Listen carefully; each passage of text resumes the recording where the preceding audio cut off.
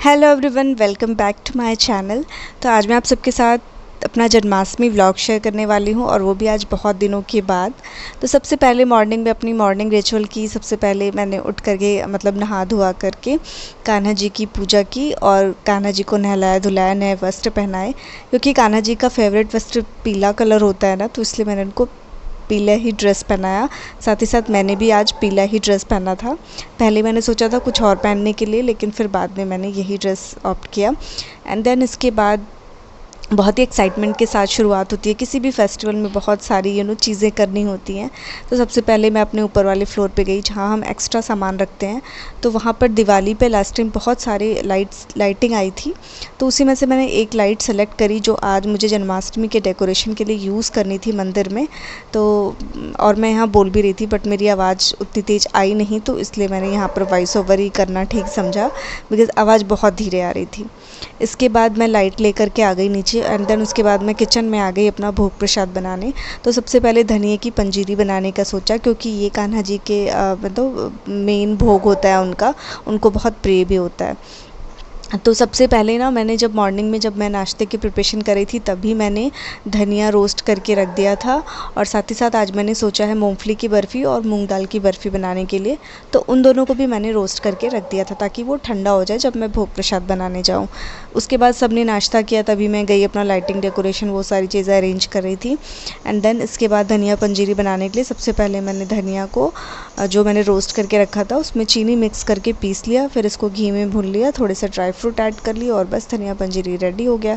और हाँ, धनिया पंजीरी को ना आप चाल ज़रूर लेना, बिकॉज़ थोड़ा सा चाल के आप जब उसको भूनते हो ना, तो उसमें बिल्कुल भी कोई पार्टिकल्स नहीं आते हैं, तो खाने में अच्छा और टेस्टी लगता है। इसलिए आप चाहें तो वैसे भी खा सकते हैं, कोई दिक्कत नहीं है, लेकिन जो भी थोड़े बहुत उसमें खड़े पार्ट रह जाते हैं ना धनिया के, वो निकल जाते हैं चालने से, तो इसलिए।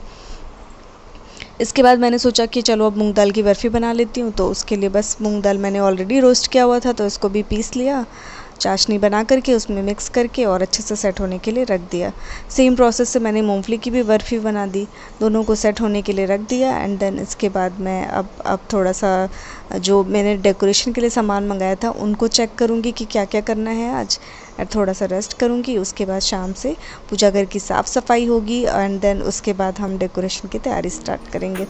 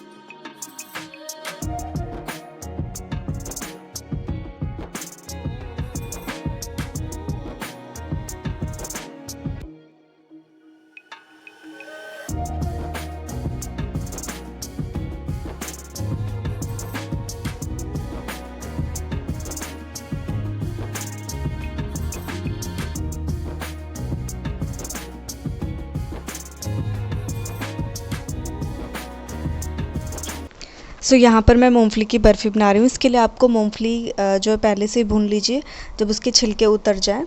इतना ही आपको भूनना है, बहुत ज़्यादा नहीं। एंड देन इसके बाद आपको बहुत लाइटली ग्राइंड करना है, मतलब लगातार मिक्सी को नहीं चलाना है, एक बार चला करके तुरंत बंद कर देना है। इतने में मतलब एकदम बारीक नहीं पीसना है इसको, हल्का सा ये इसके ग्रैनुअल्स रहें, तभी ये खाने में अच्छा लगता है। तो बस या तो आप चाहो तो कूट भी सकते हो उसको किसी चीज़ से, अगर आपके पास हो तो। नहीं तो आप मिक्सी में एकदम थोड़ा सा चलाना है आपको, मतलब लगातार तक मिक्सर को नहीं चलाना है, नहीं तो वो एकदम चिपक जाएगा और काफ़ी पाउडर जैसा हो जाएगा।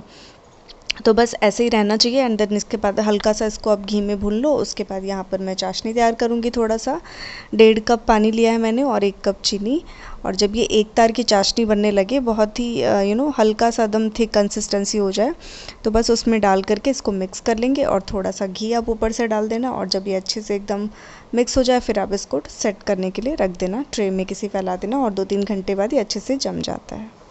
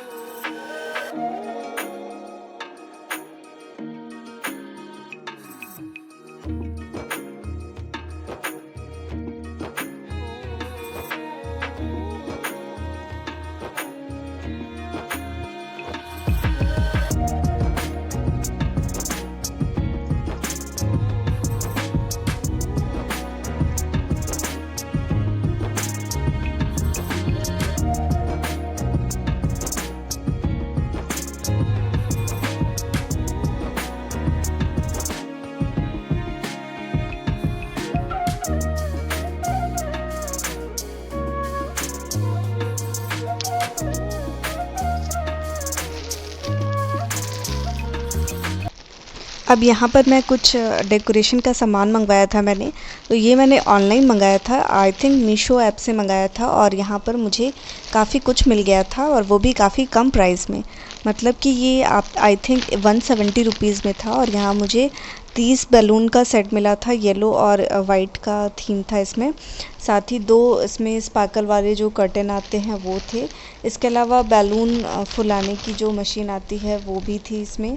और बैलून स्टिक करने के लिए जो टेप आता है वो भी था इसमें। और बैलून का जो फ्लावर बनाने के लिए एक टेप आता है ना, वो भी था इसमें। इसके साथ 2 स्टार बैलून भी थे। तो इस तरीके से मुझे टोटल इतने सामान मिल गए थे। तो मैंने फ़र्स्ट टाइम मंगाया, तो मैंने कहा चलो देखते हैं कि कैसा है ये, और आगे आप डेकोरेशन में देखेंगे। सो अभी बज रहे हैं 2 और मैंने सारा अपना भोग का प्रसाद ऑलरेडी बना लिया है। अभी बस सब लोग घर में लंच करेंगे एंड लंच करने के बाद फिर डिनर की प्रिपरेशन होगी। साथ ही मैं अपने लिए कुछ फलाहार भी अभी बनाऊंगी। वैसे मैं बिना जल और फलाहार के व्रत नहीं रहती हूँ, तो मैं फलाहार खा करके ही व्रत रहती हूँ, पर बहुत ज़्यादा कुछ नहीं खाती हूँ। सिर्फ एक ही मतलब कोई भी एक ही चीज़ बना करके खाती हूँ। तो मैंने सुबह थोड़े से मखाने खा लिए थे और अभी मैं साबूदाने का पोहा बना करके उसको खाऊंगी 3-4 बजे तक। एंड उसके बाद मैं कुछ भी नहीं खाऊंगी। एंड उसके बाद हम डेकोरेशन में लग जाएंगे, सारी प्रिपरेशन कर। सो अभी बहुत टाइम है, रिलैक्स, लेकिन लगता है कि टाइम कितनी जल्दी बीत रहा है, तो इसलिए चलिए अब मैं आपसे मिलती हूँ थोड़ी देर के बाद।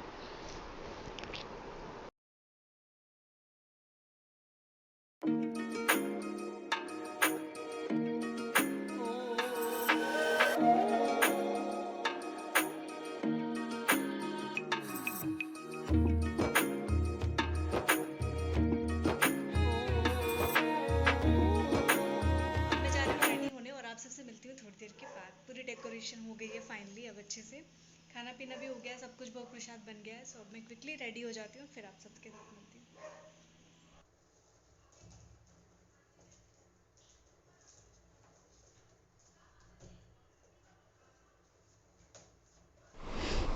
यहाँ पर मैं कान्हा जी का जन्म करने के लिए तैयार हो चुकी हूँ। और मैंने पहनी है आज ये नेट की पिंक कलर की साड़ी, जिसमें कि येलो और ग्रीन का भी वर्क है। वैसे मुझे येलो ही पहनने का मन था, लेकिन घर में हम सब ने डिसाइड किया था कि हम जो है वो पिंक कलर पे जाएंगे। तो इसलिए मैंने ये साड़ी ऑप्ट की, क्योंकि इसमें ग्रीन और येलो भी था। और मुझे क्योंकि जन्माष्टमी पे हमेशा से येलो पहनने का मन होता है, इसलिए भी, तो इसलिए फिर मैंने यहाँ पर येलो वाली अपनी फ्लोरल ज्वेलरी वेयर कर ली थी, जिससे कि येलो का भी टच आ जाए। और कैसी लगी मेरी ये साड़ी आप सब मुझे ज़रूर बताना। और अभी मैं आपको अपना भोग प्रसाद का आइटम दिखाने वाली हूँ। मैंने पेड़े भी बनाए थे, जो मैं आपको बताना भूल गई। और ये जो ड्राई फ्रूट वाला प्रसाद है वो मम्मी ने बनाया था, और खीर बनी थी। इसके अलावा कुछ मिठाई बाहर से भी आई थी। तो ये रही हमारी भोग की पूरी थाली। तो ये तैयार है। और मेरे ना बैक कैमरे में पता नहीं कुछ प्रॉब्लम आ गई है, पिक्चर बहुत क्लियर नहीं आ रही है, तो इसलिए बहुत ही क्लैरिटी नहीं दिख रही है। तो देखते हैं आगे उसको ठीक कराना पड़ेगा। या तो मुझे लगता है कि कई बार मैं फ़ोन ऐसे ही रख देती हूँ ना, तो इसकी वजह से भी शायद इसका बैक कैमरा थोड़ा सा ख़राब हो रहा है। तो बहुत दिनों बाद आज ढोलक निकाला था, तो उसको चेक करी थी कि इसकी आवाज़ कैसी आ रही है। तो बहुत दिनों तक जब ना घर में ही रखा रहता है, धूप नहीं दिखती है, तो ये थोड़ा सा इसमें मॉइस्चर आ जाता है। तो ऐसा मम्मी भी कह रही थी कि इसको शायद थोड़ा सा धूप दिखाना पड़ेगा, आवाज़ इसकी अच्छी नहीं निकल रही है। क्योंकि अभी बज रहे थे 11 और मेरे पास 1 घंटे का टाइम था, तो हम लोग सोचे कि चलो भजन वजन कर लेते हैं। तो यहाँ हम बैठ कर के हम सास बहू मिल कर के हम सब ने भजन वजन गाया कान्हा जी के लिए। और फिर 12 बज गया, फिर हमने किया कान्हा जी का जन्म। तो चलिए आप भी हमारे साथ एंजॉय करिए।